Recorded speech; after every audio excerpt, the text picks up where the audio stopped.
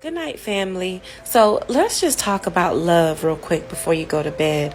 So I was reading in 1 Corinthians chapter 13 this morning, and the meat of what I read and studied was that Paul, who is this fervent servant of Christ, Paul was known to have all this wisdom, all this knowledge. He understood the revelations and the mysteries of Christ. He had the gift of prophecy. He had the gift of praying in the Spirit, speaking tongues. He said, of all of these things, without love, I am nothing.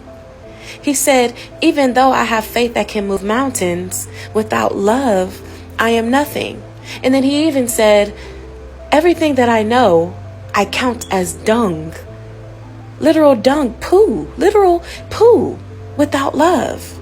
He made this reference to having all of these spiritual gifts, but not having a heart that loves like Christ, as sounding brass, as tinkling cymbals, literally something that's hollow, that just looks good and sounds good, but it's empty. He said you can go and be of charity, you can give to the poor, you can sacrifice yourself, but if you do it for reasons outside of love, brotherly love, then you profit nothing.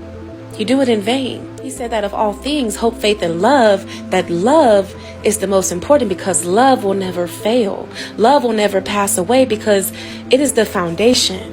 John 3:16. You can prophesy and the prophecy will come to pass, but it will too pass away. You can lay hands on the sick, but that too will pass away. You can speak in tongues, but that too will pass away. I think that sometimes we can get caught up in this works-based salvation that we forget that the most important thing is to love. And then we start looking and microscoping other people's lives, and we're like, well, this person has a big platform, this person has a big ministry, this person doing a lot of things, this person's casting out demons, this person's healing the sick, and I don't know what I don't know, I don't do any of those things, so I must not be important to God. And God is saying, you have to love.